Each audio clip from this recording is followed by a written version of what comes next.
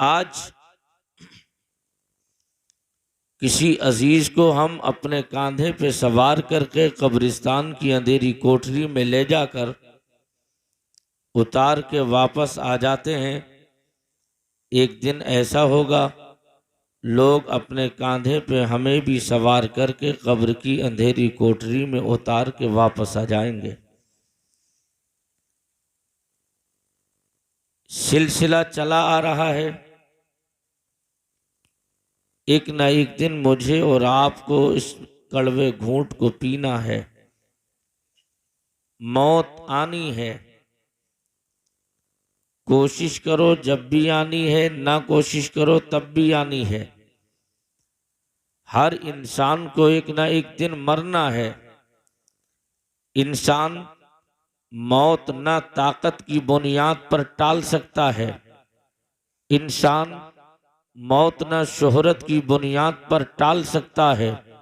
इंसान मौत न अपनी पैसे की बुनियाद पर टाल सकता है। अगर पैसे वाले लोगों को जिंदा रहना होता, इस जमीन पर बड़े बड़े पैसे वालों ने जन्म लिया, लेकिन आज उनके खानदान ही नहीं बल्कि उनकी नस्ल के लोग भी इस जमाने में नहीं पाए जाते हैं। उनकी कब्रों के निशान भी देखने को नहीं मिल सकते। इंसान मौत को ना ताकत की बुनियाद पर टाल सकता है, मौत को ना शोहरत की बुनियाद पर टाल सकता है। इंसान ना मौत को अपने पावर की बुनियाद पर टाल सकता है। अल्लाह का ये मुस्तहकम फैसला है, हर हालत में मौत आनी है। मौत आनी है। न मौत का एक लम्हा इंसान कम कर सकते हैं। मौत का एक वक्त ना कम हो सकता है ना बढ़ सकता है। मुकर्ररा वक्त पर इंसान को इस कड़वे घूंट को पीना है। लेकिन याद रखना, मरने वाले रोजाना मरते हैं, पैदा होने वाले रोजाना पैदा होते हैं। लेकिन आओ अपने इस भारत का जायजा लो। इस भारत की पोजीशन क्या है, हम अपने भारत का जायजा लें। इस भारत में मरने वालों की 3 कैटेगरी है। पहला तरीका उन मरने वालों का ये है, इंसान मरता है, तवज्जो मेरी तरफ है आपकी, इंसान मरता है, उसके इंतकाल की खबर पड़ोसी को भी हासिल नहीं होती। रातों रात उसे क्या किया जाता है पता नहीं चलता। लेकिन उन्हीं मरने वालों में दूसरा तबका उन लोगों का है, इंसान मरता है और मरने के बाद या तो उसे जलाकर राख बनाकर दरिया या किसी हवाओं में उड़ा दिया जाता है या पानी में बहा दिया जाता है। मगर इसी भारत में मरने वालों का तीसरा तबका वो है कि इंसान मरता है तो उसे इज्जत के साथ, कब्र इज्जत के साथ पुराना कपड़ा उतारा जाता है, उसके बदन पे नया कपड़ा डाला जाता है। पहले कभी कभार नहाता था और आज तो इस कदर एहतमाम से नहलाया जाता है कि अगर बदन पे तेज हाथ लगे तो 10 साल के बगल में खड़े होने वाला कोई अजीज फौरन बोलने लगता है कि जनाब अपने हाथ को आहिस्ता चलाओ, इसलिए कि अगर बदन पे तेज हाथ लगेगा तो रूह को तकलीफ होगी, मुर्दे को तकलीफ पहुंचेगी। अपने बदहाथों को आहिस्ता चलाओ, इतना ख्याल रखा जा रहा है। कल भी ये नहाता था तो किसी इंसान को इसका ख्याल नहीं, आज बदन से रूह निकल गई। अगर बदन पे हाथ तेज लग जाए तब लोगों को एहसास के हाथ हल्के रखो। अगर पानी ज्यादा बह जाए, अगर बदन पे हिलडुल लग जाए, अगर बदन को हिलाया जाए तब लोग कहते हैं हिलाओ मत, इसलिए कि अगर हिलाना है तो आहिस्ता हिलाओ, अगर तेज हाथ लगेगा तकलीफ पहुंचेगी। मैंने कहा और क्या मामला है, जवाब मिलेगा। फिर इसी मरने वाले का तीसरा तबके में एक तो ये भी चीज पाई जाती है, इंसान लेट गया, पुराना कपड़ा उतारा, उसको नया कपड़ा डाल दिया गया। पहले कभी कभार इत्र लगाता था, आज बाज़ाब्ता तौर पे इत्र का एहतमाम करके, इत्र से मुअत्तर करके अब इसे कपड़े में लपेटा जा रहा है। अब इसके साथ ये हुआ, इसके सीने पे गुलाब के हार डाल दिए गए। मदीने शरीफ से लाई जाने वाली चादर को इसके बदन पे रख दिया गया। अब इसको 4 कांधे पे सवार करके अब अजीज घर से निकाल रहे हैं, तब इसकी कैफियत ये है। अब जब जनाजा घर से निकला, अगर बेटे का जनाजा है तो बाप रो रहा है, भाई का जनाजा है तो दूसरा भाई रो रहा है। और हद तो ये है, हर एक घर का फर्द रो रहा है। हर बेटी की आंखों से आंसू जारी है, हर बीवी की आंख से आंसू जारी है, तमाम रिश्तेदारों की ज़बान खामोश है, हर एक की आंख से अश्क निकल रहे हैं। लेकिन मैं पूछने लगा, ओ मरने वाले, मुझे ये तो बता, आखिर अब तू इस मकान से निकल के जा रहा है, तू किस कैफियत से जा रहा है, किस कंडीशन में जा रहा है? तो मरने वाला जवाब देगा, ओ मौलाना हसनैन रज़ा मंजरी, इसकी वजह यह है कि आज मैं सबको रुला कर जा रहा हूँ। मैंने कहा तेरी कैफियत क्या है? कहा मैं इनको रुला कर जा रहा हूँ और मैं मुस्कुराते हुए जा रहा हूँ। मैंने कहा भाई ये तो बता, कोई अपने बाप को रुला कर कैसे मुस्कुराएगा, अपनी माँ को रुला कर कैसे मुस्कुराएगा, अपने भाई को रुला के कैसे मुस्कुराएगा, अपनी बीवी को रुला कर कैसे मुस्कुराएगा, अपनी बहन को रुला कर कैसे मुस्कुराएगा? तो मरने वाला जवाब देता है, हाँ, मुस्कुराने की वजह यह है कि मैं जब से दुनिया में आया और आने के बाद मैं बड़ा हो गया और मैंने मेहनतें की और मशक्कतें की और इस नतीजे पे पहुंचा, न मैंने दिन को दिन जाना, न मैंने रात को रात जाना, न मैंने दिन को दिन जाना, न रात को रात जाना, बस मेहनतें करते रहा, कमाता रहा, बच्चों को खिलाता रहा। लेकिन कभी ऐसा वक्त नहीं आया कि मैं चाहता अपने नबी के रौसे पे खड़े होकर अपने आका को अपने दिल का दर्द सुना देता, अपने आका की सुनहरी चालियां अपनी आंखों से देख लेता। तो मैंने कहा आप किस कैफियत से बोल रहा है? तो कहने लगा, सुन मौलाना हसनैन रज़ा मंजरी, सुनो, मुस्कुराने की वजह यह है, जीते जी तो मैंने नबी को नहीं देखा, आज मरने के बाद कब्र में मुस्तफा का चेहरा देखने को मिल जाएगा।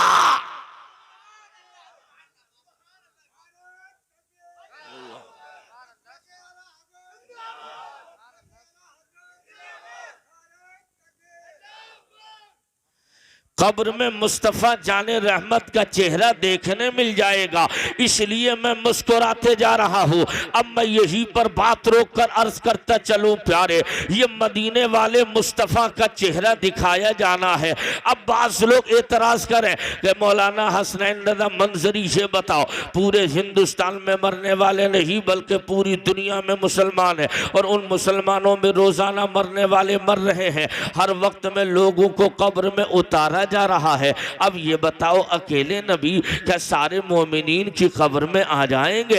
अकेले नबी क्या सारे मुसलमानों की खबर में अपनी जलवगरी कर देंगे? क्या हर जगह मुस्तफ़ा चाने रहमत का चेहरा गुलामों को देखने मिल जाएगा? एक वक्त में न जाने कितने मुर्दे कब्रों में उतर रहे हैं, क्या हर कब्र में नबी चाहते हैं? मैंने कहा हाँ, ये मुस्तफ़ा जाने रहमत के लिए मुहाल नहीं है। अगर इस पर एतराज है तो उलमा का दूसरा कौल भी सुन ले, मुस्तफा चाने रहमत को किसी भी दीवाने की कब्र में आने जाने की जरूरत नहीं है, बल्कि उलमा कहते हैं जहां मुस्तफा का मजार है उस मजार से जहां दीवाना इंतकाल करके कब्र में गया है उसके दरमियान जितना फासला होता है अल्लाह उसे खत्म कर देता है। तो हर दीवाना अपनी कब्र में लेटे लेटे चेहरे मुस्तफा का दीदार कर लेता है। ये हुजूर की शान है, जाने की हुजूर को किसी की कब्र में जरूरत। जब फासला खत्म हो गया, आका अपनी जगह है, मुर्दा अपनी जगह है, फासला खत्म, चेहरे पाक का दीदार। अब कब्र में जब हम क्या करते हैं, जैसे मुर्दे को घर से ले गए तो एक अमल किया जाता है जिसको नमाज जनाजा कहते हैं। पढ़ते नहीं पढ़ते? सब पढ़ते हैं। ऐसा तो नहीं है 50% लोग पढ़ते हैं, 50 पहले से दूर से घेरा बना के खड़े हो जाते हैं, ये भी होता होगा। हाँ। आखिर ऐसा क्यों है? आप अपने उलमा से पूछिए। आपको अगर जनाजे में जाना था तो कम से कम पाक होकर जाइए, बावजू जाइए, ताकि आप अपने उस अजीज की जनाजे की नमाज पढ़ें और उसकी बख्शिश की दुआ करें। लेकिन कुछ लोग नमाज पढ़ने के लिए तैयार होते हैं, कुछ लोग पहले ही से रास्ता बदल लिया, एक जानिब जाके खड़े हो गए, नमाज हो गई, चलते हुए साथ में जनाजे के चले गए। अब मैं उन लोगों से कहता हूं, आप क्यों गए थे? आप ना जाते तब भी मुर्दा दफन होने से बचता नहीं। जितने लोगों ने पढ़ी है वो लोग जब नमाज पढ़ सकते हैं तो 3 मुट्ठी मिट्टी भी उसकी कब्र पे डाल सकते हैं। आपको जाने की क्या जरूरत थी? अगर चेहरा दिखाना मकसद था, घर वाले ने देख लिया था, आप वहाँ चले जाते। लेकिन जब जनाजे में गई हैं तो आपको नमाज पढ़ना चाहिए थी, क्योंकि आपके अजीज का आप पे ये हक बन रहा है। मेरे आका मुस्तफ़ा जान रहमत सल्लल्लाहु अलैहि वसल्लम का कलिमा पढ़ने वाले गुलामों, मैं आपसे कहना चाहता हूँ, आखिर जब जनाजा रख दिया गया, अब जनाजा रखने के बाद उसकी नमाज का एहतमाम किया जाता है। आप कभी गौर कीजिएगा, जब जनाजे की नमाज होती है और उस नमाज की कैफियत क्या है कि जब जनाजा रख दिया गया तो उस वक्त में इमाम साहब को आगे बढ़ाया और बढ़ने के बाद जनाजा आगे है, उसके जस्ट सीने के सामने मुसल्ला बिछ गया, उस मुसल्ले पे वक्त का वली नमाज पढ़ाने खड़ा हो गया। अब आपने कभी गौर किया, आप मस्जिद में चले जाइए, जब इमाम नमाज पढ़ाने के लिए खड़ा होता है तब उसकी कैफियत ये होती है, इमाम सबसे आगे होता है और मुक्तदी उनके पीछे होते हैं। लेकिन जब जनाजे की नमाज आप देखेंगे तो इमाम आगे और इमाम से भी आगे मुर्दा हुआ करता है। आखिर ये वजह क्या है? अब मैं मरने वाले से पूछता हूँ, ओ मरने वाले ये तो बता, ये इज्जतों का ताज तेरे सर पे कैसे सज गया? ये रिफात व बुलंदी का ताज तेरे सर पे कैसे सज गया? आज से पहले जब नमाज के लिए जाता तो इमाम आगे होता, तू पीछे होता। लेकिन आज जनाजे की नमाज क्या हो गई कि तू आगे हो गया और इमाम पीछे हो गया। और होता तो ये है, अगर वली भी नमाज पढ़ाएगा तब भी मुर्दा आगे होगा, इमाम पीछे होगा। अगर कुतुब नमाज पढ़ाएगा तब भी मुर्दा आगे, इमाम पीछे। अगर आलिम नमाज पढ़ाएगा तब भी मुर्दा आगे, आलिम पीछे। लेकिन यहाँ तो आखिर ये मसला क्या है कि इमाम पीछे और मुर्दा आगे। मैंने कहा मरने वाले बता, आखिर ये इज्जतों का ताज किस बुनियाद पर पहनने मिल गया? आज तो इमाम से भी आगे बढ़ गया। तो मरने वाला कहेगा मौलाना हसनैन रज़ा मंजरी, या आगे बढ़ने की वजह ये है, आज तक तो मैं पीछे रहा, लेकिन आज इमाम से आगे इसलिए रहने का मुझे मौका मिल रहा है कि आज मरने के बाद कब्र में मुस्तफा का चेहरा देखने जा रहा हूं। ये दीदारे मुस्तफ़ा की बरकतें हैं, आगे बढ़ने का मौका मिल रहा है। अब दीदारे मुस्तफ़ा क्या है, मुस्तफ़ा के चेहरे की ज़ियारत का मामला क्या है? आओ हदीस पाक पढ़ो। मुस्तफ़ा करीम सल्लल्लाहु अलैहि वसल्लम की बारगाह में एक सहाबी ने अर्ज किया था, फिदा का व अबी व उम्मी, आका मेरे माँ बाप आप पे कुर्बान हो जाएं। आपकी शरीयत का दस्तूर ये है, आपकी शरीयत का कानून ये है, अगर इमामत के लिए इमाम आगे मुसल्ले पर पहुंच जाए तो पहली सफ़ में जो नमाजी हैं, सफ़ों के एतबार से पहली सफ़ में सवाब ज़्यादा होता है आका, और जो पहली सफ़ में दाएँ जानिब लगे उन्हें बाएँ जानिब वालों के मुकाबिल ज़्यादा सवाब मिलता है। लेकिन आपके एक ग़ुलाम है, जिस गुलाम को हजरत अबू हुरैरा कहा जाता है, आपका अबू हुरैरा आका दाईं जानिब अगर जगह खाली भी हो तब भी आपका अबू हुरैरा बाईं जानिब लगता है, और जबकि दाईं तरफ जगह खाली होती है। जब ये शिकायत नबी रहमत की बारगाह में पेश की गई, आका ने अबू हुरैरा को बुलाया और बुलाने के बाद में इरशाद फरमाया, ओ अबू हुरैरा बता, आखिर वजह क्या है कि हर नमाज में जब नमाज पढ़ते हैं तो इमाम के पीछे वाले लोग वो ज्यादा सवाब के मुस्तहिक, और उसके बाद दाईं तरफ वाले लोगों को ज्यादा सवाब मिलता है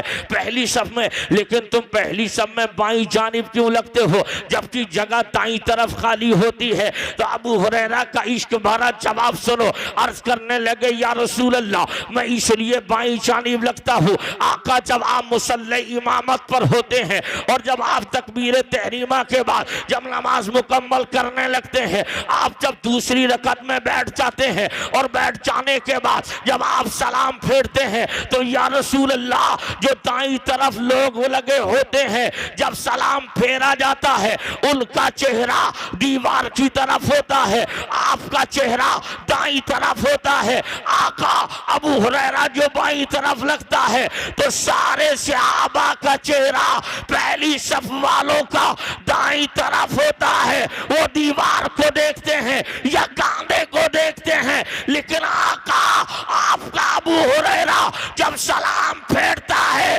तो दीवार की तरफ नहीं, आपके पाकीज़ा चेहरे की तरफ देख लिया करता है। ये दीदार मुस्तफा है। नबी के चेहरे का दीदार क्या है, उन सहाबा से पूछो। अर्ज करते हैं, आका, मैं मानता हूं नमाज तमाम इबादतों में अहम इबादत है, लेकिन सरकार आपका चेहरा देखना भी तो इबादत है। अब पैगंबर आदम सल्लल्लाहु अलैहि वसल्लम के दीवानों, हमने उस नबी का कलमा पढ़ा है, तो अब हम पे, अच्छा ये बताओ, बात समझ में आ रही है आपके? नहीं आती हो तो रूट बदल दूं? आ रही है तो प्यार से क्या बोलना है? इतनी आहिस्ता बोलेंगे आप?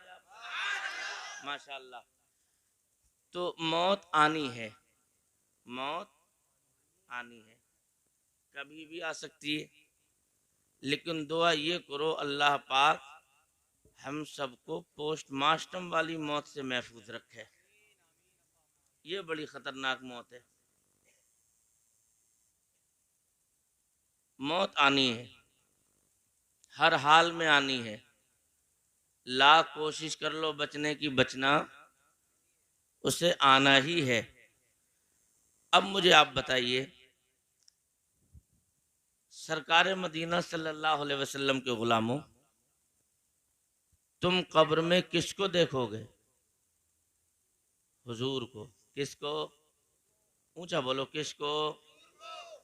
अब मुझे आप बताएं, अगर कोई हमसे ये कहे किसी परेशानी में हम मुब्तला हों और उसके बाद लोग ये कहते हैं कि अगर इस परेशानी में कोई हमारी मदद कर दे तो हम उसका पूरी ज़िंदगी एहसान नहीं भूल सकते हैं। मर सकते हैं मगर उसका एहसान नहीं भूल सकते। मैंने कहा किस परेशानी का? दुनिया की ज़रूरतें पेश कर दी। अब मैं आपसे पूछता हूँ, जिन माँ बाप के लिए, जिन बीवी बच्चों के लिए, जिन अजीज़ों के लिए, जिन रिश्तेदारों के लिए तुमने रसूलुल्लाह को नाराज़ किया था, अब मुझे बताओ, रूह निकल गई। होना ये चाहिए था, जो बाप तुमसे दिनों रात मेहनत और मोहब्बत करता, तुम्हारे लिए दिन को दिन न रात को रात जाना, वो बाप 2-3 मुट्ठी मिट्टी डालकर तुम्हें कब्र में सुला के वापस आ रहा है। जो माँ पूरी जिंदगी ममता की बोली बोलती रही, वो माँ आपकी कब्र में सोने के लिए नहीं जाने वाली है। जो भाई पूरी जिंदगी हमदर्दी की बात करता रहा, वो भाई आपकी कब्र में सोने नहीं जाएगा। जो रिश्तेदार पूरी जिंदगी हिमायत की बोली बोलते रहे, वो रिश्तेदार आपकी कब्र में सोने के लिए नहीं जाएंगे। अब मुझे बताओ, कब्र से ज्यादा सख्त घड़ी कौन सी हो सकती है? कब्र से ज्यादा मुश्किल वक्त कौन सा हो सकता है? उसमें न आपके लिए किसी चराग का एहतमाम किया गया, आपके लिए कब्र में न किसी बिस्तर का एहतमाम किया गया है, आपके लिए कब्र में न किसी बेहतरीन लाइट का बंदोबस्त किया गया है। वो अंधेरी कोठरी है, जिस अंधेरी कोठरी में तुम्हें उतार कर घर वाले वापस आ जाएंगे और वापस आने के बाद तुम क्या थे, तुम्हारी कैफियत क्या थी, तुम किस पोजीशन के मालिक थे। 2-4-6 दिन के बाद आहिस्ता आहिस्ता लोग तुम्हें भुला देंगे, तुम कब पैदा हुए थे, कब क्या हो गया। थोड़े कुछ दिनों के बाद तुम्हारी कब्र का निशान भी खत्म हो जाएगा।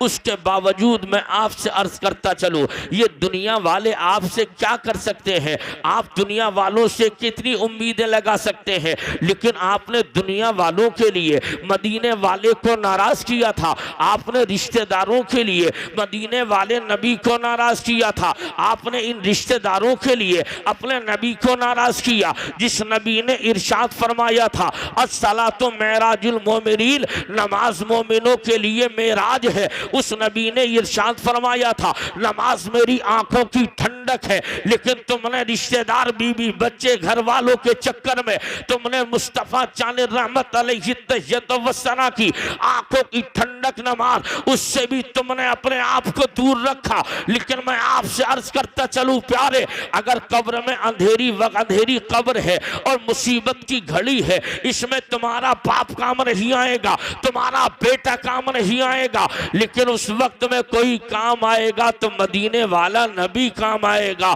मदीने वाला आका काम आएगा। लेकिन याद रखना मुसलमानों, आज तुम्हें पला पलाया इस्लाम मिल गया है जिसकी बुनियाद पर तुम्हें एहसास नहीं है। मैं आपसे पूछने लगा, ए मुसलमानों मुझे ये बता दो, इस्लाम के लिए तुमने किसी बेटे को दिया है जो तुम्हें पता चले इस्लाम के लिए हमने कितनी मेहनतें की है। इस्लाम के लिए तुमने किसी जवान बेटे का नजराना दिया, तब तुम्हें एहसास होता इस्लाम कितनी मशक्कतों के साथ हम तक आया है। अगर तुमने इस्लाम के लिए अपनी जवानी दी होती तब तुम्हें एहसास होता इस्लाम कितनी मशक्कतों का सामना करने के बाद हम तक पहुंचा है। मैं कहना चाहता हूं लोगों, ये आशिकी नहीं है, ये गुलामी नहीं है, ये मोहब्बत का तकादा नहीं है। अगर तुम्हें इश्क देखना है मदीने वाले का, अगर इश्क देखना है मदीने वाले का, तो आओ तारीख का वो चैप्टर मुलाहिजा कर लो। मुस्तफा जाने रहमत ने इश्क के बाप को खोलकर अपने उसी तरकश के एक तीर को निकाला और इरशाद फरमाया हबीब जा और इन यहूदियों की जानिब इस्लाम का पैगाम लेकर चले जाओ, लोगों को दावत इस्लाम दो। आहिस्ता आहिस्ता तामले इस्लाम में लोग आने लगे। हबीब इब्ने ज़ैद अंसारी चले गए, अंसारी सहाबी आगे बढ़े और जाने के बाद में लोगों से कहा, ए लोगों कामयाबी चाहते हो अल्लाह की इबादत करो। लेकिन जैसे ही ये सदा फिजाओं में चिड़ती, फिजाओं में गूंजती हुई दुश्मनों के कानों तक पहुंची तो यहूदियों के दलाल ने हजरत हबीब इब्ने ज़ैद अंसारी को फौरन कब्जे में लिया और कब्जे में लेने के बाद उसने ऐलान किया, लोगों कल सुबह फला चौक पे जमा होना है, उस चौक पे तुम्हें अब इस मुसलमान को कत्ल कर दिया जाएगा, इस मुसलमान को इतनी दर्दनाक मौत दी जानी है ताकि दूसरा मुसलमान यहां आने से पहले 1000 मर्तबा सोच ले कि लोगों के दीन से फेरना कोई आसान नहीं है, वहां मुसलमानों के साथ ये सलूक किया जाना है। हजरात याद रखिएगा, अब ये मदीने वाले के गुलाम को फंसा लिया, अब कब्जे में लिया, दिन निकला, अब दुश्मनों की तलवारें आ गई और दुश्मनों की तलवारें आ जाने के बाद हजरत हबीब इब्ने ज़ैद बीच में है, इधर नयाम से तलवारें बाहर है। अब मैं आपसे पूछता हूं लोगों, बड़े मोहब्बत वाले और बड़े दिल वाले हो तो सामने तलवार हो और चेहरे पे शिकन ना हो, ये मुमकिन नहीं है। हम और आप अगर इस जगह हो तो बदन पसीने पसीना हो जाएगा, लेकिन ये मदीने वाले का गुलाम था, सामने तलवारें हैं, उसके बावजूद बीच नरगे में खड़े होकर चेहरे पे मुस्कान। तो यहूदियों का दलाल कहने लगा, ओ हबीब इब्ने ज़ैद अंसारी, ये चेहरे पे मुस्कान कैसे, ये चेहरे पे मुस्कुराहट कैसे, ये चेहरे पे मुस्कुराने का सबब किस लिए है, क्या तुझे मौत से डर नहीं लगता? तो हजरत हबीब इब्ने ज़ैद अंसारी ने कहा, ओ कान खोल के सुन ले, अरे तू मौत से डरने की बात करता है, तू मौत से डरने की बात करता है, जो नबी का गुलाम होता है वो मौत से डरता नहीं है, वो मौत की आंखों में आंखें डालकर मौत से बातें करने की ताकत रखता है। ये हबीब इब्ने ज़ैद अंसारी हैं। अब दिन निकला, सारे लोग जमा हो गए, तलवारें बाहर हैं। अब हबीब इब्ने ज़ैद अंसारी को मारा जाना है, लेकिन चेहरे पे कोई खलबली नहीं, चेहरे पे कोई कुमलाहट के आसार नहीं, चेहरे पे कोई सिलवट नहीं। तो ये फौरन हबीब इब्ने ज़ैद से कहा, ऐसा कर हबीब, अगर तेरी कोई आखिरी तमन्ना हो तो बता दे, आखिरी आरज़ू हो तो बता दे, अगर जो दिल में आता हो बता दे। तो हजरत हबीब इब्ने ज़ैद ने कहा था, ए नाबकारो, अगर तुम्हें पूछ ही रहे हो तो सुन लो, मुझे 2 रकत नमाज अल्लाह के लिए अदा कर लेने दो, मुझे नमाज पढ़नी है। हबीब इब्ने ज़ैद से कहा, हबीब इब्ने ज़ैद ने कहा, मुझे 2 रकत नमाज पढ़नी है। अब 2 रकत नमाज का जब मामला तय हो गया, हबीब इब्ने ज़ैद ने आहिस्ता जल्दी जल्दी नमाज को मुकम्मल किया, और नमाज मुकम्मल जैसे ही हुई तो हजरत हबीब इब्ने ज़ैद फारिग हो गए, और फौरन यहूदियों का दलाल कहने लगा, ओ हबीब इब्ने ज़ैद, ये तो बता, आज से पहले मैंने मुसलमानों को नमाज पढ़ते देखा, लेकिन उन्होंने बड़े इत्मीनान से नमाजें पढ़ी है, लेकिन तुमने नमाज पढ़ी है तो इतनी जल्दी नमाज पढ़ ली, इतनी जल्दी नमाज पढ़ ली, इतनी जल्दी नमाज पढ़ ली। तो फौरन हबीब इब्ने ज़ैद ने कहा, ओ नबकार सुन, मैंने जल्दी इसलिए पढ़ी है ताकि तेरे दिमाग में ये तसव्वुर पैदा भी ना हो कि नबी का गुलाम मौत के डर से नमाज में देर लगा रहा है, नबी का गुलाम मौत के खौफ से नमाज में ताखीर कर रहा है। अब मुसलमानों बताओ तो सही, अब नमाज मुकम्मल हुई, हजरत हबीब का एक हाथ काट दिया गया, दूसरा हाथ काट दिया गया, ये हाथ काटा, और जब हाथ पूरा हाथ उतार दिया गया, दूसरे हाथ को बाजू से उतार दिया गया, इतने में एक जालिम कहने लगा, ओ हबीब याद रखना, अगर तेरी जगह तेरे नबी मोहम्मद होते और उनके हाथों को काटा जाता, उनके दोनों बाजू कटते, तुझे कैसा लगता? अब मैं आपसे पूछता हूँ, जिसकी एक उंगली कटे, अगर हमारे बदन में कांटा चुभे तो पूरी बॉडी को तकलीफ होती है, तो जिसकी एक एक करके उंगलियां काटी जा रही हैं, आहिस्ता आहिस्ता हाथ काटा जा रहा है, एक हाथ कट गया, दूसरा भी पूरा उतार दिया। अब उसके बाद जालिम कहता है, अगर तेरी जगह तेरे नबी के हाथ काटे जाते तो बता तुझे कैसा लगता? क्या तुझे छोड़ दिया जाए और तेरी जगह तेरे नबी के हाथ काट लिए जाए? तो मैं कहता हूं ये गैरत कैसे गवारा करेगी? हजरत हबीब इब्ने ज़ैद ने कहा, ओ नाबकार कान खोल के सुन ले, अभी हबीब इब्ने ज़ैद अंसारी के हाथ ही 2 कट गए हैं, अभी पैर सलामत हैं, पैर सलामत। जो हाथ तेरे नबी की साथ पर उठेंगे, हबीब अपने पैरों से उन हाथों को तोड़ने की ताकत रखता है। ये इश्क था, इश्क, ये मोहब्बत थी, मोहब्बत। इसको इश्क कहा जाता है। लेकिन यहीं पर इक्तिफा नहीं, फांसी, एक दुश्मन फिर उठा, आपकी कमर पे तलवार मारी, और कमर पे तलवार मारने के बाद हबीब के आधे वजूद को अलग कर दिया गया। अभी भी उनका दिल ठंडा नहीं हुआ। हजरत हबीब इब्ने ज़ैद को फांसी की सूली पे उस वक्त में चढ़ा दिया गया, और जब फांसी की सूली पे चढ़ाया, हाथ पहले कट चुके हैं, पैर दोनों भी जुदा हो चुके हैं, अब बदन में बचा ही क्या चंद सांसें हैं, खून टपक रहा है, लेकिन मदीने वाले की मोहब्बत इस कदर रासिख थी हबीब इब्ने ज़ैद अंसारी के दिल में। तो फौरन जब सूली पे चढ़ाया गया, तो सूली पे चढ़ते हुए, अपने हिलते डुलते हुए आपने अपने चेहरे को मदीने की जानिब किया, और मदीने के चेहरे के मदीने की तरफ चेहरा करने के बाद कहा, ओ बादे सबा, अगर तेरा गुजर मुस्तफा जाने रहमत की बारगाह में हो जाए तो मुझ हबीब का सलाम मदीने वाले आका की बारगाह में पहुंचा देना। ये इश्क की दास्तान लिखी जा रही है, ये मोहब्बत की दास्तान लिखी जा रही है, ये प्यार की दास्तान लिखी जा रही है, ये उल्फत की दास्तान लिखी जा रही है।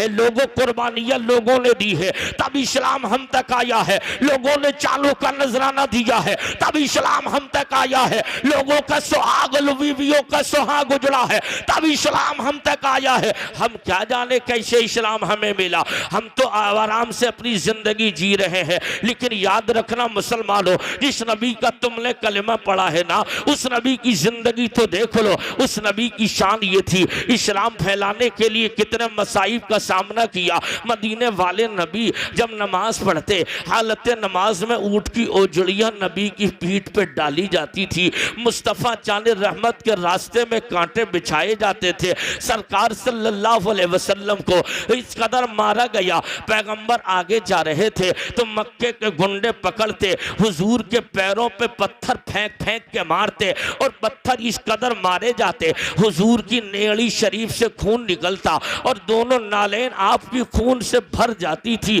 मेरा नबी उन दर्द की शिद्दत से महसूस करते हुए ताब न लाकर जमीन पे बैठ जाते आका, तो फौरन दो दुश्मनों के बच्चे हुजूर के बाजू पकड़ के उठाते और उठाने के बाद फिर चलाते, फिर हुजूर के पैरों पे पत्थर मारे जाते। मदीने वाले को सताया जा रहा था। मैं पूछता हूं लोगों, आखिर क्या जरूरत थी पत्थर पिटने की? क्या जरूरत थी शेबे अभी तालीम में मैसूर होने की? क्या जरूरत थी अपने पेट पे पत्थर बांधने की? क्या जरूरत थी कांटों पे रास्ता तय करने की? लेकिन याद रखना, जब शेबे अभी तालीम में मैसूर कर दिया गया था तो एक खातून ने अर्ज किया था, या रसूल अल्लाह ये तो बता दो, अगर ये हालात रहे तो क्या हम क्या करें? इन हालात में होगा क्या? तो मदीने वाले नबी ने कहा, ओ खातून परेशान ना हो, आज ये मक्के वाले जुल्म कर रहे हैं, इन्हें जुल्म कर लेने दो, जितना कर मिले कर लेने दो, लेकिन मैं ये देख रहा हूं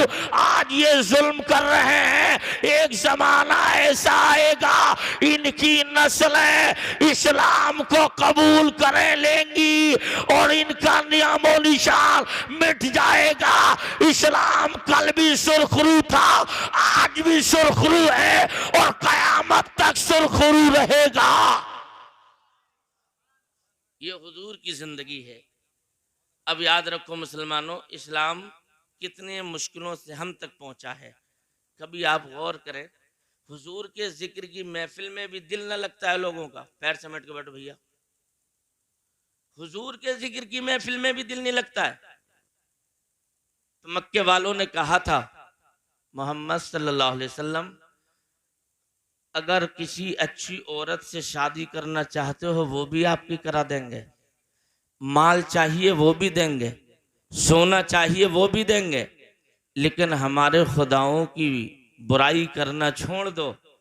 तो मेरे नबी ने कहा था, मैं तो उसकी तारीफ करने के लिए आया हूं जो जमीन और आसमान का पैदा करने वाला है, पूरी कायनात का जो खालिक व मालिक है। इस मिशन के तहत पैगंबर ने अपनी जिंदगी की इब्तिदा की है। 40 साल की उम्र मदीने वाले नबी की हुई, ऐलान नबूवत हुआ, दामने इस्लाम में लोग आ रहे हैं और आहिस्ता आहिस्ता दामने इस्लाम में आने वाले। एक दिन हजरत अबू बकर सिद्दीक खड़े होकर अर्ज करने लगे, या रसूल अल्लाह क्या हम हक पर नहीं है? आका फरमाते हैं बिल्कुल हक पर हो। अर्ज करते हैं, या रसूल अल्लाह कब तक घर में नमाजें पढ़ें? वक्त नहीं आया ऐलान इस्लाम की बातें करें। जिद पर अड़ गए हजरत अबू बकर। पैगंबर ने इजाजत दी। अबू बकर मक्के के चौराहे पे ऐलान करते हैं, मक्के वालों कामयाबी चाहते हो एक अल्लाह की इबादत करो, मोहम्मद को अल्लाह का रसूल मान लो, अल्लाह कामयाबियां अता फरमाएगा। इतना कहा, फिजाओं को चीरती फाड़ती हुई अबू बकर की सदा अबू जहल कंपनी के गुंडे के कानों से टकराई, बाहर निकला।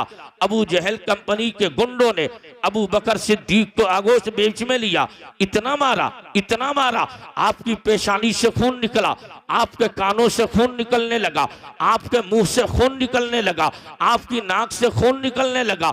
बेहोश हो गए अबू बकर, जमीन पे गिर गए। वो लोग इतना समझ गए अब अबू बकर थोड़ी देर में मर जाएगा। बिल्कुल मरा हुआ समझकर अबू बकर को छोड़ के वापस चले गए। कबीले का अबू बकर के एक सरदार निकला, उसने अबू बकर को देखा, पहचान लिया, उठाया, घर लाया और लाने के बाद तमाम रिश्तेदार जमा हो गए, तमाम कबीले के लोग जमा हो गए, खानदान वाले जमा हो गए।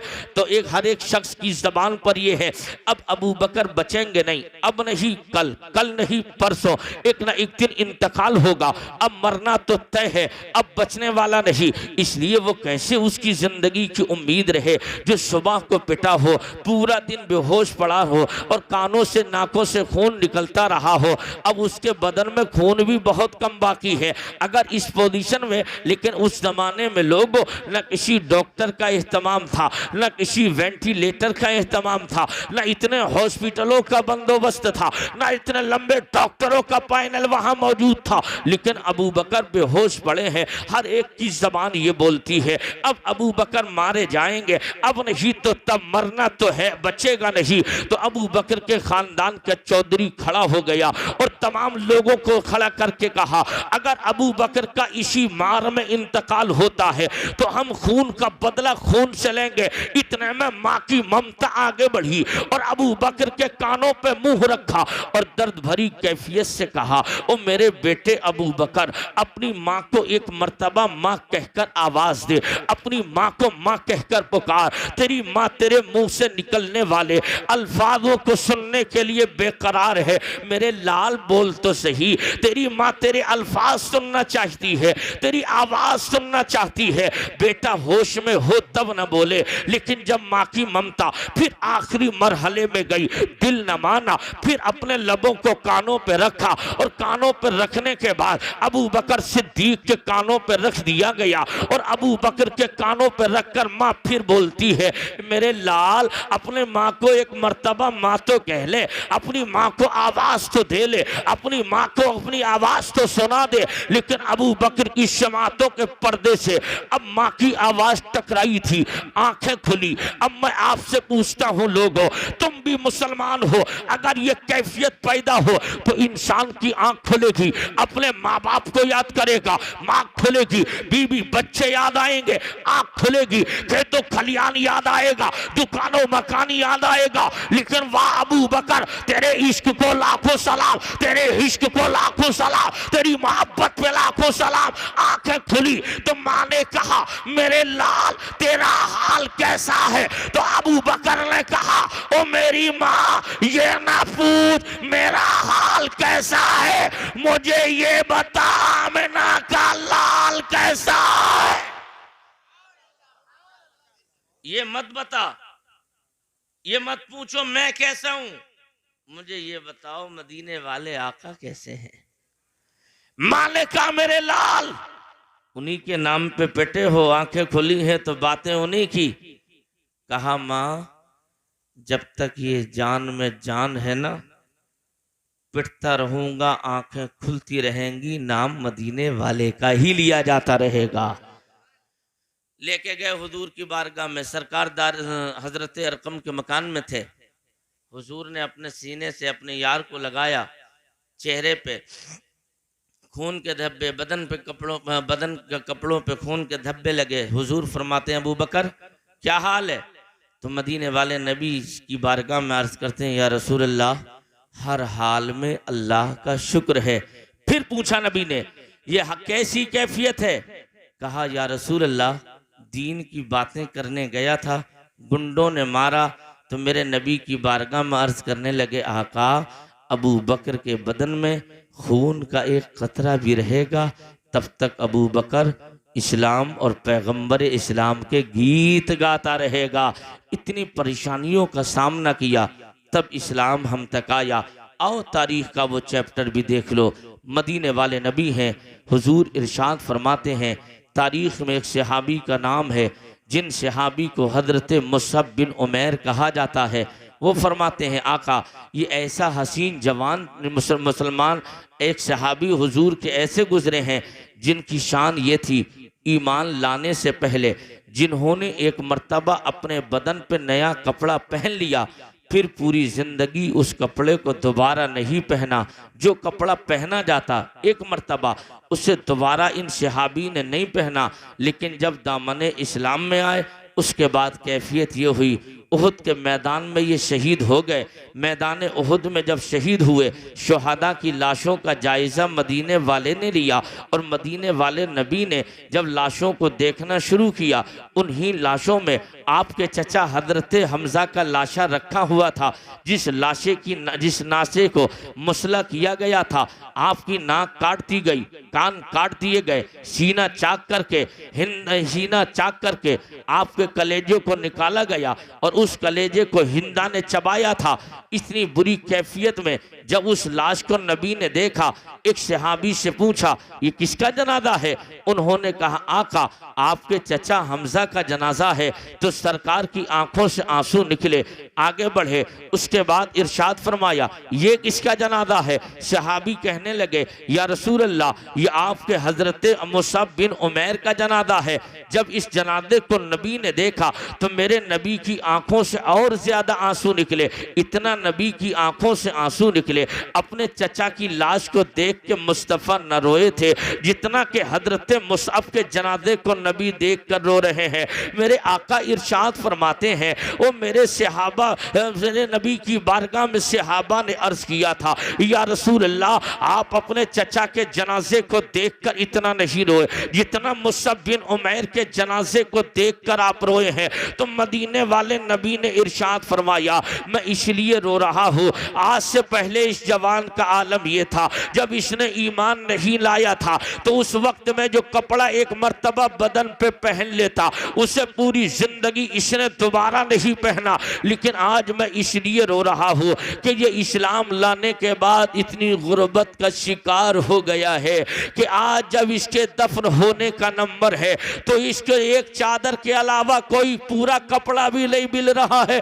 अगर हम इसका चेहरा ढक रहे हैं तो पैर खुल जा रहे हैं, अगर पैर ढके जा रहे हैं तो चेहरा खुल रहा है। हुजूर फरमाते हैं कि जिन लोगों, जिन शहीदों के लिए कपड़े पूरे नहीं, उनके कदमों पे इज़्खिर नाम की घास डाल दो। हुजूर ने अपने सहाबी मुसअब बिन उमैर को कब्र में उतार दिया और उतारने के बाद आका इरशाद फरमा, आका ने दुआ के लिए हाथ उठाए और अर्ज किया है परवरदिगार, ये मेरा मुसअब बिन उमैर, अब मैंने इसको तेरे हवाले कर दिया है। परवरदिगार, इसके लिए दुनिया में पूरा कफन तो मैसर नहीं हो सका, इसके पैरों पे मैंने इज़्खिर नाम की घास डालकर इसे कब्र में उतार दिया है। ओ परवरदिगार, इसे दुनिया का कफन तो पूरा ना मिल सका तू, लेकिन परवरदिगार मेरे इस गुलाम को अब दुनिया का कफन नहीं, इसे तू जन्नती कफन अता फरमा देना। ये इश्क था, कितनी कुर्बानियां दी हैं तब इस्लाम हम तक आया है। पैगंबर 63 साल के हुए, आका ने 63 साल जिंदगी में जब अपनी तमाम तर शरीयत के पैगामात को हुजूर ने आम कर दिया, तमाम पैगामात को पहुंचा दिया, अल्लाह के रसूल सल्लल्लाहु अलैहि वसल्लम को 8 दिन, 10 दिन, 17 दिन या 12 दिन, अलग अलग रिवायतें हैं, हुजूर को बुखार आया। क्या आया? अब बस तकरीर आखिरी मरहले में, परेशान मत हो। क्या आया? हुजूर को बुखार आ गया। बुखार जब हुजूर को आया, अब मैं आपसे पूछता हूँ लोगों, एक दिन ऐसा हुआ सरकार ने मगरिब की नमाज पढ़ाई और मगरिब की पढ़ाने के बाद हुजूर पर गशी तारी हो गई। सहाबा बैठे रहे, आका आएंगे, इशा की नमाज पढ़ाएंगे, हम नबी के पीछे नमाज पढ़ाएंगे। लेकिन सरकार काफ़ी टाइम हो गया, बेहोशी के आलम में थे। आंख खुली, आका ने हजरत आयशा से पूछा, आयशा क्या लोगों ने नमाज पढ़ ली? अर्ज किया या रसूल अल्लाह, आपके गुलाम आपके पीछे नमाज पढ़ने के, आपके लिए, आपकी इक्तिदा में नमाज पढ़ने के लिए बैठे हुए हैं, आप तशरीफ़ ले जाएंगे तब लोग नमाज पढ़ेंगे। तो मेरे आका इरशाद फरमाते हैं, ऐ आयशा, अबू बकर से कहो वो लोगों को नमाज पढ़ाएं। इस तरीके से 3 मरतबा हुजूर ने इरशाद फरमाया और सरकार सैयदना अबू बकर सिद्दीक ने 17 वक्तों की जमात पैगंबर की मौजूदगी में, मुसल्ले इमामत पैगंबर की मौजूदगी में सहाबा को जमात कराई। अब तारीख का वो बाब देखो, 63 साल जिंदगी हुजूर की हुई, एक दिन हजरत आयशा बयान करती हैं, मुस्तफ़ा जान रहमत सल्लल्लाहु अलैहि वसल्लम मेरे सर और सीने के दरमियान अपने सर शरीफ को रखे हुए आराम कर रहे थे। बेकरारी थी, सरकार सल्लल्लाहु अलैहि वसल्लम से बोला नहीं जाता। तो पैगंबर की शहीदी बीवी हम मुसलमानों की माँ हजरत आयशा बयान करती हैं, मेरे भाई अब्दुल रहमान निकल के आए और उनके हाथ में मिसवाक थी, और उस मिसवाक को जैसे रसूलुल्लाह की नजरों ने देखा तो आंखों से इशारा किया। मैं समझ गई। मैंने अपने भाई अब्दुल रहमान को बुलाया। बुलाने के बाद मैंने अपने करीब किया, मिसवाक को लिया, अपने दांतों से नर्म किया, लबहाए मुस्तफ़ा पे फेरा, दंदाने नबी पे फेरा, और उसके बाद आयशा सिद्दीका कहती हैं कि हुजूर ने अपने दोनों हाथों को आसमान की जानिब बुलंद किया, और बुलंद करने के बाद हुजूर के हाथ नीचे आए और आपके बदन शरीफ से रूह परवाज कर गई। इन्ना लिल्लाहि व इन्ना इलैहि राजिऊन। दुनिया का सबसे चहीता पैगंबर अब इस दुनिया को आखिरी सलाम कह चुका है। जब ये कैफियत हुजूर की देखी, आयशा सिद्दीका बयान करती है, ये खबर पूरे मक्के और मदीने में आग की तरह फैल गई। मैं आपसे पूछता हूँ, ये बताओ तो सही, अगर किसी के जवान बेटे का इंतकाल हो, पूरी आबादी में मातम का माहौल हो जाता है, पूरी आबादी में एक गम की लहर दौड़ जाती है। लेकिन उन सहाबा से पूछो कि जिसके नबी का आज विसाल हुआ है, एक सहाबी है, वो बयान करते हैं कि हजरत उमर फारूक आदम मस्जिद नबवी के दरवाजे पे बैठ गए, तलवार बाहर निकाली और कहने लगे, लोगों अगर किसी ने कहा नबी का इंतकाल हो गया तो मेरी तलवार उसका फैसला करेगी। एक सहाबी का बयान है, इधर जैसे ही मुस्तफ़ा के विसाल की खबर पूरी दुनिया, पूरे मक्के और मदीने और अतराफ में दौड़ रही थी, उन सहाबी को खबर लगी, अपने बगीचे में थे और वही बगीचे में बैठ गए, अपने दामन को फैला, अपनी पेशानी को रखा, और रखने के बाद में अर्ज किया था, इलाहुल आलमीन अब तू मेरी आंखों की रोशनी वापस ले ले, अब इस रोशनी का करूंगा क्या मौला, जब तेरा नबी नहीं है तो आंखों की रोशनी का क्या होगा। ये आंखें तब कामयाब थी कि आंखों में रोशनी थी, सामने मदीने वाले नबी का चेहरा था। ए परवरदिगार अब इस रोशनी का करना क्या है मौला, बीनाई वापस ले ले। तारीख बताती है उन सहाबी की बीनाई सल्ब हो गई। अब जब तारीख का इस चैप्टर भी देख लो, सरकार मदीना को गुस्ल दिया गया, अब मुस्तफ़ा चाने रहमत की कब्र शरीफ तैयार कर दी गई। अब मैं आपसे पूछता हूँ, ए लोगों अगर जिसे पूरी हमेशा रहने का जिसे हक हासिल था वो मदीने वाले नबी को हासिल था, वो मुस्तफ़ा चाले रहमत को हासिल था, लेकिन आज हुजूर ने विसाल क्या कर लिया है। इधर कुफ्र में खुशी की लहरें दौड़ी हैं, कुफ्र सोच रहा है अब हम इस्लाम की ईंटों से ईंटें बजा देंगे, इस्लाम का पानी तो चला गया, अब इस्लाम को आसानी से मिटाया जाएगा। लेकिन उस कुफ्र को कहां पता था कि मुस्तफ़ा ही तो गए हैं, लेकिन मुस्तफ़ा ने अपनी गोद में अबू बकर जैसा बहादुर को पाल लिया है, उमर जैसा बहादुर पाल रखा है। सारी जब तक दुनिया रहेगी ना इस्लाम मिटेगा, ना दुनिया से मुसलमान मिटेगा।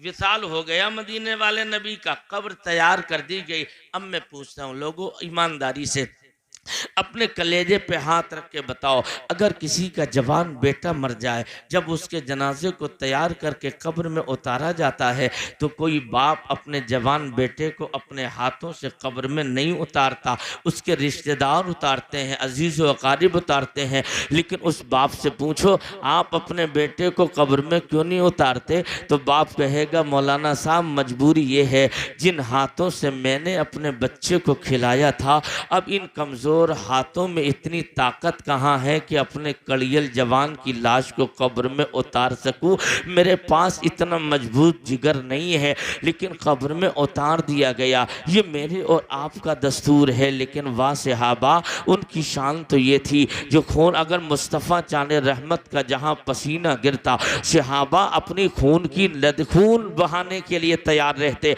जिन्होंने हुजूर के लिए अपनी जान को जान न समझा, जिन्होंने अपने बच्चों को अपना बच्चा न समझा, कुर्बान करा दिया, अपने माल को माल न जाना। उन सहाबा से पूछो, अगर हमारा बेटा मरे तो बूढ़े बाप की कमर टेढ़ी हो जाती है। उन सहाबा से पूछो जिनकी दुनिया ही उजड़ गई, जिन्होंने आंखें खोली तो नबी को देखा, कुरान पढ़ा तो कुरान लाने वाले नबी को देखा, जिन्होंने नमाज पढ़ी तो नमाज लाने वाले नबी को देखा। आज नबियों का नबी आंखों से ओझल हो रहा है। अब मुस्तफ़ा को कब्र में उतार दिया गया और जैसे ही लहद में नबी को उतारा, हजरत कुसुम इब्ने अब्बास कब्र में उतर गए, हजरत फजल इब्ने अब्बास कब्र में उतर गए, हजरत अमर इब्ने आस कब्र में उतर गए, हजरत मौला अली कब्र में उतर गए। और जब इन 5 लोगों ने कब्र में नबी को उतारा, हजरत अली बाहर आ गए, हजरत फजल इब्ने अब्बास बाहर आ गए, हजरत अमर भी बाहर आ गए, लेकिन हजरत फजल कुसुम इब्ने अब्बास नबी की कब्र में है,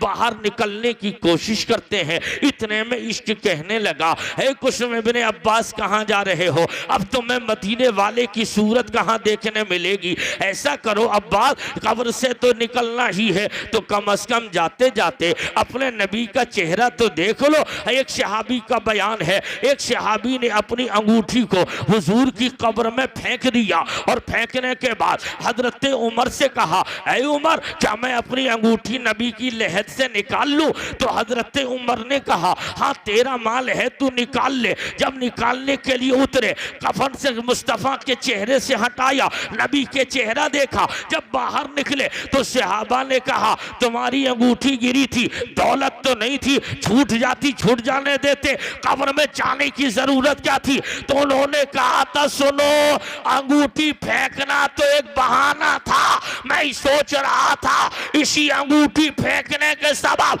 जब उठाने जाऊंगा और उठाने जाऊंगा तो आते आते एक मर्तबा नबी का चेहरा और देखने मिल जाएगा। ये सहाबा का इश्क था। कब्र में उतार दिया गया नबी को। जब हुजूर कब्र में लेट गए, कुसुम इब्ने अब्बास कहते हैं, मैं कब्र में था, निकलने की कोशिश करता हूं, लेकिन दिल कहने लगा, ए कुसुम क्या कर रहे हो, जाओ निकलो। इस कहने लगा, ए कुसुम इब्ने अब्बास, फजर पढ़ी नबी को देखा, जुहर पढ़ी नबी को देखा, असर मगरिब इशा पढ़ी नबी को देखा, अब तुझे क़यामत तक वद्दुहा वाला चेहरा नहीं नजर आएगा, ऐसा कर आखिरी मर्तबा और देख ले। हजरत कुसुम इब्ने अब्बास कहते हैं, मैं डरते डरते हुजूर के सर के करीब चला गया और जैसे ही मैं सरहाने गया तो मैंने डरते डरते रसूलुल्लाह के चेहरे से कफन हटाया तो मैंने देखा कब्र में लेटे हैं नबी और दोनों लब मुस्तफ़ा के आपस में हिलते हुए नजर आ रहे हैं। जब लबहाए नास को हिलते देखा तो अब्बास कहते हैं, मैंने डरते डरते अपने कानों को लबहाए नास के करीब किया और मैं दिल में सोचने लगा, ऐसा तो नहीं आका अपने दामाद अली को याद कर रहे हो, ऐसा तो नहीं आका अपनी बेटी फातिमा को याद कर रहे हो, ऐसा तो नहीं आका अपने शहजादे हसन हुसैन को याद कर रहे हो। आपको समय इब्ने अब्बास ने कहा, मैंने डरते डरते अपने कानों को लबे रसूल के करीब किया। उस वक्त में आका ना अपने दामाद अली को याद कर रहे हैं, उस वक्त में आका ना अपनी बेटी फातिमा को याद कर रहे हैं, उस वक्त में आका ना अपने शहजादे हसनैन करीमैन को याद कर रहे हैं। कुसुम इब्ने अब्बास ने कहा कि मुस्तफा चाले रहमत के दोनों लब आपस में हिल रहे थे और कब्र में लेटे लेटे नबी या रब्बे उम्मती, या रब्बे उम्मती, या रब्बे उम्मती की सदा लगा रहे थे। और जब इस पर नजर बरेली के रजा इमाम अहमद रजा की पड़ी तो मेरा रजा पुकार उठा, जो ना भूला हम गरीबों को रजा, जिक्र उसका अपनी आदत कीजिए और गैस में जल जाए बेदीनों के दिल, या रसूल अल्लाह की कसरत कीजिए। ये मेरे आका हैं।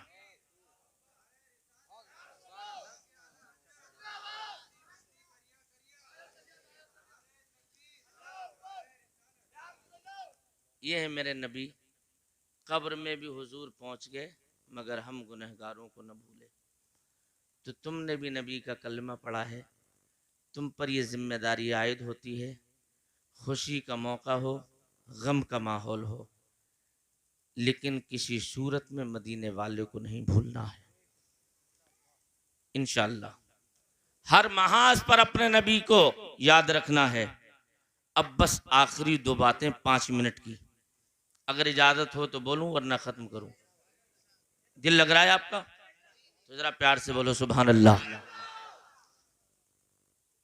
जलसे का मकसद क्या है? आज हमारे भारत के मुसलमानों के हालात किसी से पोशीदा नहीं है पोशीदा नहीं है। हर मिनट की अपडेट लोगों के हाथों में है। कहाँ क्या हो रहा है, बस तवज्जो से सुनो इधर, क्या हो रहा है। आज सबसे बड़े दुख की जो कहानी है वो ये है कि हमारे घरों में पैदा होकर पलने बढ़ने वाली बच्चियां गैर मुस्लिमों के घर की दुल्हन बन रही हैं। अरे भाई, ये परेशान करने वाली बात है कि नहीं है? आखिर ये हालात क्यों पैदा हुए? बच्ची हमारी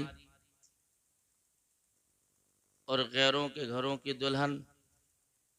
और मैं तो यहाँ तक मैंने अपनी आंखों से देखा, हमारे यहाँ सीबीगंज के इलाके में एक बेटी गैर मुस्लिम के साथ, हमारे मुसलमानों की बच्ची गैर मुस्लिम के साथ उसने कोर्ट मैरिज किया। जब थाने में पहुँच गई तो उसके बाप ने अपनी बेटी के कदमों में अपने सर की टोपी को डाल दिया।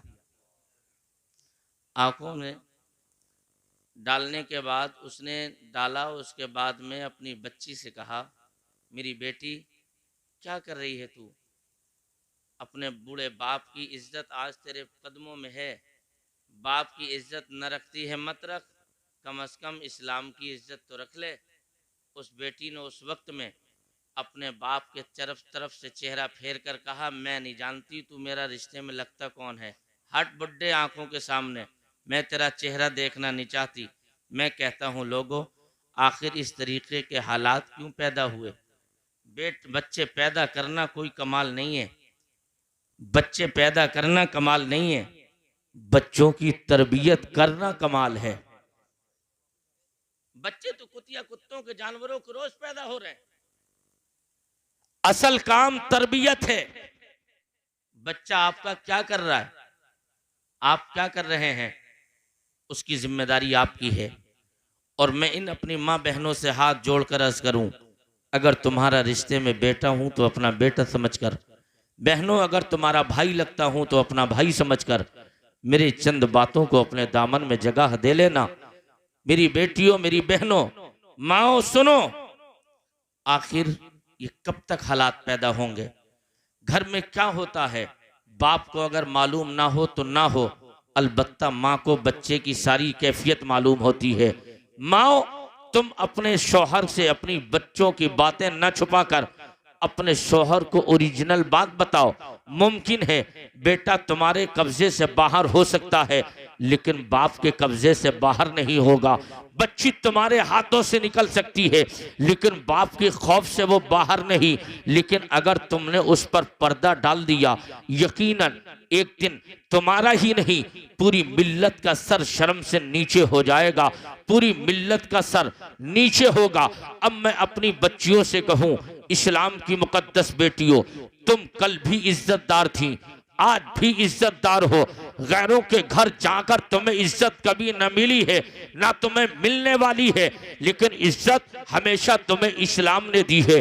इस्लाम ही इज्जत दे रहा है। अगर तुम चाहती हो तुम्हारा बाप सर उठा के चले, तुम चाहती हो तुम्हारा भाई सर उठा के चले, तुम चाहती हो तुम्हारा शौहर सर उठा के चले, तो मेरी बेटियों तुम सर झुका के चलो, बाप सर उठा के चलेगा। तुम सर झुका के चलो, भाई सर उठा के चलेगा। तुम सर झुका के चलो, शौहर सर उठा के चलेगा। आप कहोगी मौलाना हसनैन रजा क्या बात कर रहे हो, इस्लाम ने औरत को पर्दे की चार दीवारी में कैद कर दिया, औरत को औरत का हक नहीं दिया। मैं कहता हूं सुन, जब तक इस्लाम नहीं आया तब तक औरत मारी जा रही थी। इस्लाम नहीं आया, औरत को जलाया जा रहा था।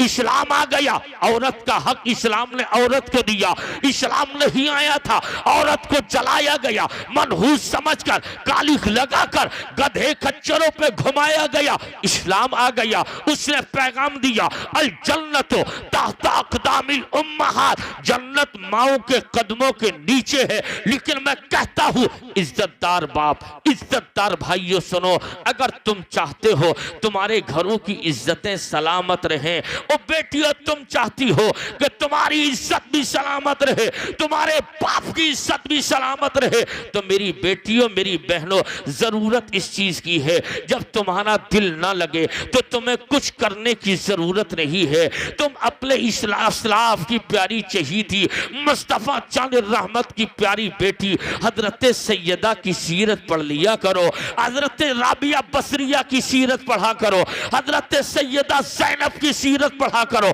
हजरत सकीना का किरदार पढ़ा करो। जब तुम्हारा दिल ना लगे तो तुम इनकी सीरत पढ़ो, अपनी पहली माँ खदीजा की जिंदगी पढ़ो, अपनी माँ आयशा की जिंदगी पढ़ो। जब तुम इनकी जिंदगी पढ़ोगी तो दुनिया की मोहब्बतें निकल जाएंगी। और तुम समझो कि आज तुम कहो हम फला अमीर की बेटी है, फला करखनदार की बेटी है, फला जमींदार की बेटी है। हाँ होगी तू किसी अमीर की बेटी, होगी किसी जमींदार की बेटी, लेकिन याद रखना तेरे बाप की जमीन, तेरी बाप का इख्तिदार मदीने वाले के इख्तिदार के बराबर नहीं होगा। तेरे बाप की दौलत मुस्तफा की दौलत के बराबर नहीं होगी। और जिसकी हुकूमत का आलम यह है जमीन पे बैठकर इशारा करे अली की नमाज असर के लिए, डूबा सूरज वापस आ जाए, आका इशारा करे चांद के टुकड़ों में तब्दील हो जाए, आका फरमाए आयशा ये उहुद पहाड़ मेरे पीछे सोना बन के चले तो सोना बन जाए।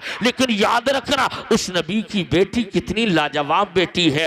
तुम कहो हमें अपनी बेटी पे भरोसा है, बिल्कुल भरोसा रख, लेकिन याद रखना तेरी बेटी ज्यादा भरोसे के लायक है या मदीने वाले मुस्तफा की बेटी ज्यादा भरोसे के लायक है?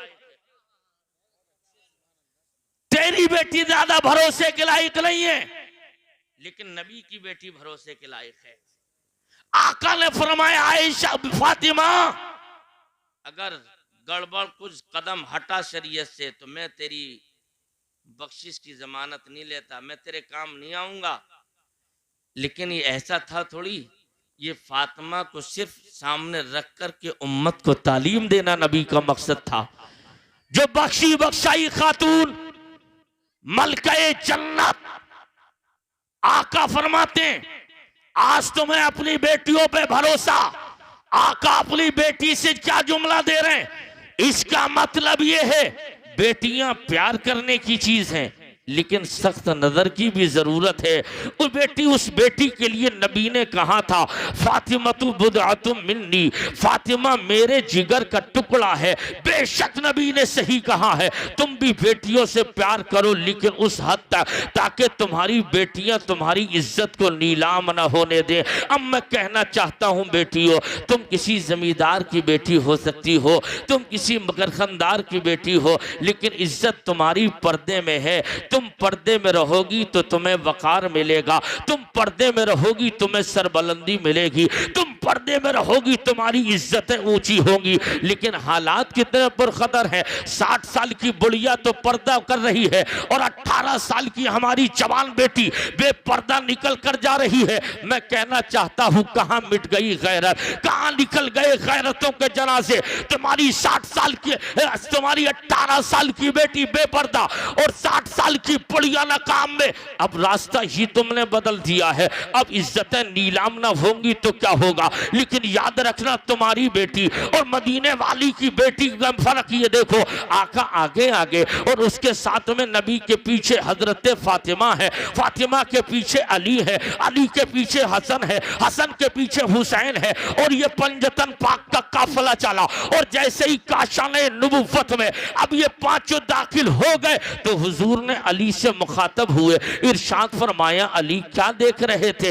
अर्ज किया आका मैं ये देख रहा था जहां आपका कदम था, आपके कदम पे फातिमा का कदम था, फातिमा के कदम पे अली का कदम था, अली के कदम पे हसन का कदम था, हसन के कदम पे हुसैन का कदम। आका मजा क्या? तो मदीने वाले ने कहा ओ मेरे गुलाम, मेरे दामाद अली सुनो, यही तो बताना मकसद है, मेरी बेटी फातिमा के पर्दे का आलम यह है, आसमान तो आसमान, जमीन भी फातिमा के कदमों का निशान न देख पाए।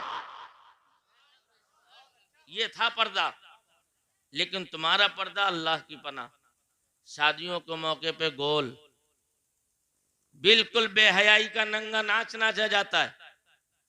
हो मुसलमान, कलमा नबी का पढ़ते हो, हुजूर फरमाते हैं जिसके घर की औरत, बीवी, बेटी, बहन, ये लोग अगर बेपर्दा घूमे, आका फरमाते हैं वो दयूस है, दयूस दयूस है। वो होंगे 5 वक्त के नमाजी, तहज्जुद के नमाजी, 6 मर्तबा काबे का हज कर लो, लेकिन घर में अगर तब्दीली नहीं है, पहले घर का मुहासबा करो। और हर बंदा अगर अपने घर का मुहासबा करे, अपने घर पर कंट्रोल करे, तो मैं पूरे यकीन से कहता हूं जिस इनकलाब की तुम्हें जरूरत है उस इनकलाब का सूरज तुम्हारे आंगन से तुलू होता नजर आएगा। इस चीज की जरूरत है। बच्चियों को पर्दे में रखो, जो चीज पर्दे में रहती है वो महफूज रहती है, हिफाजत से रहती है, और जो बेपर्दा होती है गैरों की नज़र का शिकार। लेकिन तालीम के नाम पे भी गुंडागर्दी हो रही है। हमारी बच्चियों को तालीम के नाम पर कॉलेजों में घुमाया फिराया जा रहा है, और ये बात किसी से पोशीदा नहीं है।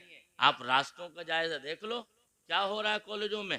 लेकिन मैं मुखालिफत नहीं करता तालीम की, बच्चियों को पढ़ाओ, खूब पढ़ाओ, डॉक्टर बनाओ, इंजीनियर बनाओ, मास्टर बनाओ, बैरिस्टर बनाओ, वकील बनाओ, लेकिन पहले अपनी बच्चियों को हुजूर का दीन सिखाओ।